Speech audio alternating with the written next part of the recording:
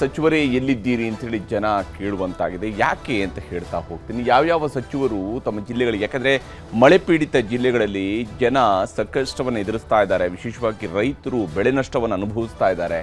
ಇಲ್ಲಿ ನೋಡ್ತಾ ಹೋದಾಗ ನೋಡಿ, ಕೊಪ್ಪಳದವರೇ ಆಗಿರುವಂತಹ ಕೊಪ್ಪಳ ಜಿಲ್ಲಾ ಉಸ್ತುವಾರಿ ಸಚಿವರಾಗಿರುವಂಥ ಶಿವರಾಜ್ ತಂಗಡಗಿಯವರು ಅವರ ಕ್ಷೇತ್ರಕ್ಕೆ ಹೋಗ್ತಾ ಇದ್ದಾರೆ. ಆದರೆ ಕೊಪ್ಪಳ ಜಿಲ್ಲೆಯಲ್ಲಿ ಮಳೆ ಪೀಡಿತ ಪ್ರದೇಶಗಳಿಗೆ ಅವರು ಭೇಟಿ ಕೊಡ್ತಾ ಇಲ್ಲ. ಮೆಕ್ಕೆಜೋಳ, ಹೆಸರು ಬೆಳೆ ಬಹುತೇಕ ನಾಶ ಆಗ್ತಾ ಇದೆ.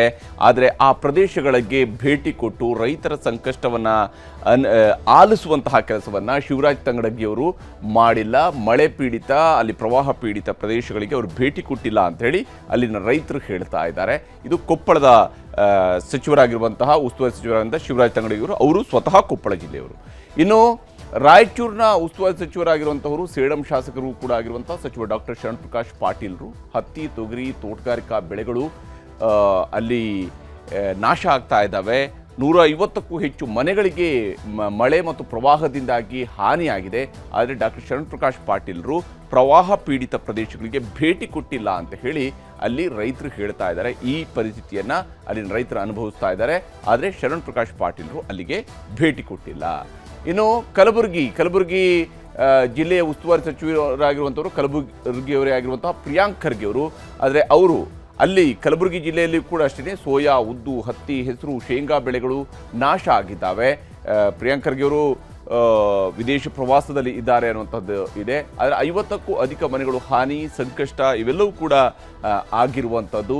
ಇದು ಕಲಬುರಗಿ ಕ್ಷೇತ್ರದಲ್ಲಿ ಇರುವಂತಹ, ಕಲಬುರಗಿ ಜಿಲ್ಲೆಯಲ್ಲಿ ಇರುವಂತಹ ಪರಿಸ್ಥಿತಿ. ಮಳೆಯಿಂದಾಗಿ ಆಗಿರುವಂತಹ ಹಾನಿ, 50ಕ್ಕೂ ಅಧಿಕ ಮನೆಗಳು ಹಾನಿಯಾಗಿದ್ದಾವೆ. ಜನ ಸಂಕಷ್ಟದಲ್ಲಿದ್ದಾರೆ. ಪ್ರಿಯಾಂಕ್ ಖರ್ಗೆ ಅವರು ಅಲ್ಲಿಗೆ ಭೇಟಿ ಕೊಟ್ಟಿಲ್ಲ ಅಂಥೇಳಿ ರೈತರು ಆಕ್ರೋಶವನ್ನು ಹೊರಹಾಕ್ತಾ ಇದ್ದಾರೆ. ಇನ್ನು ದಾವಣಗೆರೆಯವರೇ, ದಾವಣಗೆರೆ ನಗರದಲ್ಲೇ ಇರುವಂಥವರು, ದಾವಣಗೆರೆಯ ಉಸ್ತುವಾರಿ ಸಚಿವರಾಗಿರುವಂಥ SS ಮಲ್ಲಿಕಾರ್ಜುನ್ ಅವರು. ಆದರೆ ಭಾರೀ ಪ್ರಮಾಣದಲ್ಲಿ ಮೆಕ್ಕೆಜೋಳ ಹಾನಿಯಾಗಿದೆ ದಾವಣಗೆರೆ ಜಿಲ್ಲೆಯಲ್ಲಿ. ಆದರೆ ಮಳೆ ಪೀಡಿತ ಪ್ರದೇಶಗಳಿಗೆ ಅವರು ಕೂಡ ಹೋಗಿಲ್ಲ. ಜಾನುವಾರುಗಳ ಸಾವುಗಳಾಗಿದ್ದಾವೆ. 73 ಮನೆಗಳಿಗೆ ಹಾನಿಯಾಗಿದೆ. ಇದು ಜಿಲ್ಲಾಡಳಿತದಿಂದ ಸಿಗ್ತಾ ಇರುವಂಥ ರಿಪೋರ್ಟ್. ಆದರೆ ಮಳೆ ಪೀಡಿತ ಪ್ರದೇಶಗಳಿಗೆ ಸಚಿವರಾಗಿರುವಂಥ SS ಮಲ್ಲಿಕಾರ್ಜುನ ಅವರು ಭೇಟಿ ಕೊಟ್ಟಿಲ್ಲ. ಪ್ರವಾಹ ಪೀಡಿತ ಜನರ, ರೈತರ ಸಮಸ್ಯೆಗಳನ್ನು ಆಲಿಸಿಲ್ಲ.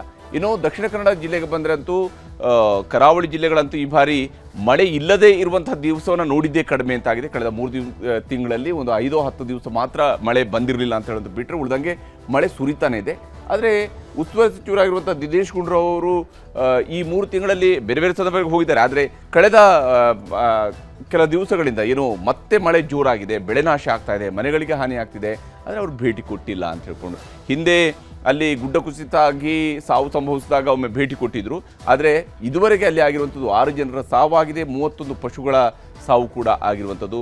ಆದರೆ ದಿನೇಶ್ ಗುಂಡೂರಾವ್ ಅವರಿಂದ ಏನು ನಿರೀಕ್ಷೆ ಇತ್ತು, ಆ ಸ್ವರೂಪದಲ್ಲಿ ಅವರಲ್ಲಿ ಭೇಟಿ ಕೊಟ್ಟು ಅಲ್ಲಿ ವಸ್ತುಸ್ಥಿತಿಯನ್ನು ತಿಳ್ಕೊಳ್ಳುವಂತಹ ಪ್ರಯತ್ನವನ್ನು ಮಾಡ್ತಾ ಇಲ್ಲ. ರಸ್ತೆ, ಸೇತುವೆಗಳ ಕುಸಿತ ಆಗಿದೆ. ಆದರೆ ದಿನೇಶ್ ಗುಂಡೂರಾವ್ ಅವರು ಆ ಕಡೆಗೆ ಬಂದಿಲ್ಲ ಅಂತ ಹೇಳಿ ಅಲ್ಲಿ ಜನ ತಮ್ಮ ಬೇಸರವನ್ನು ಹೊರ ಹಾಕ್ತಾ ಇದ್ದಾರೆ, ಆಕ್ರೋಶ ವ್ಯಕ್ತಪಡಿಸ್ತಾ ಇದ್ದಾರೆ. ಇನ್ನು ಕೆಲವು ಸಚಿವರುಗಳು, ಈಗ ನಾವು ಯಾರು ಬಂದಿಲ್ಲ ಅಂತ ಮಾತ್ರ ತೋರಿಸೋದು, ಯಾರು ಬಂದಿದ್ದಾರೆ ಅನ್ನೋದನ್ನು ಕೂಡ ನಾವು ತೋರಿಸ್ತಾ ಇದ್ವಿ. ಯಾಕಂದರೆ ಯಾರು ಕೆಲಸ ಮಾಡ್ತಾ ಇದ್ದಾರೆ ಅವ್ರನ್ನೂ ಅಪ್ರಿಷಿಯೇಟ್ ಕೂಡ ಮಾಡಬೇಕಾಗುತ್ತೆ. HK ಪಾಟೀಲ್ರು ಅವರ ಗದಗ ಜಿಲ್ಲೆಯಲ್ಲಿನೇ 94,800 ಹೆಕ್ಟೇರ್ನಷ್ಟು ಬೆಳೆ ಸರ್ವನಾಶ ಆಗಿದೆ ಅನ್ನೋದರ ಬಗ್ಗೆ ಮಾಹಿತಿ ಇದೆ. 80 ಕೋಟಿ ರೂಪಾಯಿ ಮೌಲ್ಯದ ಬೆಳೆ ನಷ್ಟವನ್ನು ಅಂದಾಜಿಸಿದ್ದಾರೆ. ರೈತರ ಕಷ್ಟಗಳನ್ನು ಕೇಳುವಂತಹ ಕೆಲಸವನ್ನು ಮಾಡಿದ್ದಾರೆ. ಮಳೆ ಹಾನಿಯನ್ನು ಪರಿಶೀಲಿಸಿದ್ದಾರೆ. ಪರಿಹಾರದ ಭರವಸೆಯನ್ನು ಗದಗ ಉಸ್ತುವಾರಿ ಸಚಿವರಾಗಿರುವಂಥ HK ಪಾಟೀಲ್ರು ಕೊಟ್ಟಿದ್ದಾರೆ. ಇನ್ನು ಬೀದರ್ನ ಉಸ್ತುವಾರಿ ಸಚಿವರಾಗಿರುವಂಥ ಈಶ್ವರ್ ಖಂಡ್ರೆ ಅವರು ನೆರೆಪೀಡಿತ ಪ್ರದೇಶಗಳಿಗೆ ಭೇಟಿ ಕೊಟ್ಟಿದ್ದಾರೆ. ಬೀದರ್ನಲ್ಲೂ ಕೂಡ ಈ ಬಾರಿ ವಿಪರೀತವಾಗಿ ಪ್ರವಾಹವನ್ನು ಜನ ಎದುರಿಸ್ತಾ ಇದ್ದಾರೆ. ಕಾರಂಜ ಡ್ಯಾಮನ್ನು ಪರಿಶೀಲನೆ ನಡೆಸಿದ್ದಾರೆ ಈಶ್ವರ್ ಖಂಡ್ರೆ ಅವರು. ಹಾಗೆಯೇ ಬೆಳೆ ಹಾನಿ ಸಂಬಂಧ ಅಧಿಕಾರಿಗಳ ಜೊತೆಗೂ ಕೂಡ ಸಭೆಯನ್ನು ನಡೆಸಿದ್ದಾರೆ. ಆ ಮೂಲಕವಾಗಿ ವಸ್ತುಸ್ಥಿತಿಯ ರಿಪೋರ್ಟನ್ನು ಅವರು ಪಡ್ಕೊಂಡಿದ್ದಾರೆ. ಅದರ ಆಧಾರದ ಮೇಲೆ ಕ್ರಮ ಕೈಗೊಳ್ಳುವ ಭರವಸೆಯನ್ನು ಕೊಟ್ಟಿದ್ದಾರೆ. ಇನ್ನು ವಿಜಯಪುರದ ಉಸ್ತುವಾರಿ ಸಚಿವರಾಗಿರ್ತಕ್ಕಂತಹ MB ಪಾಟೀಲ್ರು ಅವರು ಕೂಡ ಅಷ್ಟೇ ವಿಜಯಪುರದಲ್ಲಿ ಅವರು ಭೇಟಿ ಕೊಟ್ಟಿದ್ದಾರೆ. ಮಳೆ ಪೀಡಿತ ಪ್ರದೇಶಗಳಿಗೆ ಹೋಗಿದ್ದಾರೆ. ಮೆಕ್ಕೆಜೋಳ, ತೊಗರಿ, ಈರುಳ್ಳಿ ಬೆಳೆ ಹಾನಿಯಾಗಿದೆ. ಈ ಪ್ರದೇಶಗಳಿಗೂ ಕೂಡ ಭೇಟಿ ಕೊಟ್ಟು ಮನೆಗಳ ಕುಸಿತ ಆಗಿದ್ದಾವೆ. 7 ಜನರಿಗೆ ಗಾಯಗಳಾಗಿರುವಂಥದ್ದಿದೆ. ಮಳೆ ಹಾನಿ ಪ್ರದೇಶಗಳಲ್ಲಿ ಸಚಿವರು ಪರಿಶೀಲನೆಯನ್ನು ನಡೆಸಿದ್ದಾರೆ. ವಸ್ತುಸ್ಥಿತಿಯ ರಿಪೋರ್ಟನ್ನು ಪಡ್ಕೊಂಡಿದ್ದಾರೆ ಮತ್ತು ಪರಿಹಾರದ ಭರವಸೆಯನ್ನು ಕೊಟ್ಟಿದ್ದಾರೆ. ಇನ್ನು ಚಿಕ್ಕಮಗಳೂರಿನಲ್ಲಿ ಅಲ್ಲಿಯ ಉಸ್ತುವಾರಿ ಸಚಿವರಾಗಿರುವಂತಹ KJ ಜಾರ್ಜ್ ಅವರು ಬೆಳೆ ಹಾನಿ, ರಸ್ತೆ, ವಿದ್ಯುತ್ ಕಂಬಗಳಿಗೆ ಹಾನಿ, ಈ ರೀತಿಯಂತಹ ಸಮಸ್ಯೆಗಳು, 53 ಮನೆಗಳು ಸಂಪೂರ್ಣವಾಗಿ ಹಾನಿಯಾಗಿರುವಂಥದ್ದು, 3 ಸಾವಿಗೀಡಾಗಿರುವಂಥದ್ದು, ಇಲ್ಲಿ ನಷ್ಟ ಪರಿಹಾರದ ಭರವಸೆಯನ್ನು ಸಚಿವರು ನೀಡಿದ್ದಾರೆ. ಸ್ಥಳಗಳಿಗೆ ಭೇಟಿ ಕೊಟ್ಟಿದ್ದಾರೆ. ಮಳೆ ಪೀಡಿತ ಪ್ರದೇಶಗಳಲ್ಲಿ, ಪ್ರವಾಹ ಪೀಡಿತ ಪ್ರದೇಶಗಳಿಗೆ ಹೋಗಿ ಬಂದಿದ್ದಾರೆ. ಅಲ್ಲಿ ಭರವಸೆಯನ್ನು ಕೊಟ್ಟಿದ್ದಾರೆ. ಯಾರು ಬಂದಿದ್ದಾರೆ, ಯಾರು ಬಂದಿಲ್ಲ ಅನ್ನೋ ಥರ ನಿಮಗೆ ಆ ಪಟ್ಟಿಯನ್ನು ನಾಳೆಯೂ ಕೂಡ 2ನೇ ಕಂತನ್ನು ತೋರಿಸ್ತೀವಿ. ಯಾವ ಸ್ವರೂಪದಲ್ಲಿ ಎಷ್ಟು ಸಚಿವರು ಹೋಗಿದ್ದಾರೆ, ಎಷ್ಟು ಸಚಿವರು ಹೋಗಿಲ್ಲ, ಯಾರು ಸಚಿವರು ಈಗ ಹೋಗ್ತಾರೆ. ಯಾಕಂದರೆ ಪ್ರತಿಯೊಬ್ಬ ಸಚಿವರ ಜವಾಬ್ದಾರಿ ಆಯಾ ಜಿಲ್ಲೆಗಳಲ್ಲಿರುವಂತಹ ವಸ್ತುಸ್ಥಿತಿಯನ್ನು ತಿಳ್ಕೊಳ್ಳುವಂಥದ್ದು ಮತ್ತು ಸರ್ಕಾರಕ್ಕೆ ಹೇಳುವಂಥದ್ದು. ಆ ಮೂಲಕವಾಗಿ ರೈತರಿಗೆ, ನಷ್ಟವನ್ನು ಅನುಭವಿಸ್ತಾ ಇರುವಂತಹ ರೈತರಿಗೆ ಪರಿಹಾರವನ್ನು ಆದಷ್ಟು ಶೀಘ್ರ ಕೊಡಿಸಬೇಕಾಗತ್ತೆ. ಇಲ್ಲದೆ ಹೋದರೆ ಜನ ಮತ್ತಷ್ಟು ಸಂಕಷ್ಟವನ್ನು ಎದುರಿಸಬೇಕಾಗುವಂತಹ ಪರಿಸ್ಥಿತಿ ಕೂಡ ಇರುವಂಥದ್ದು.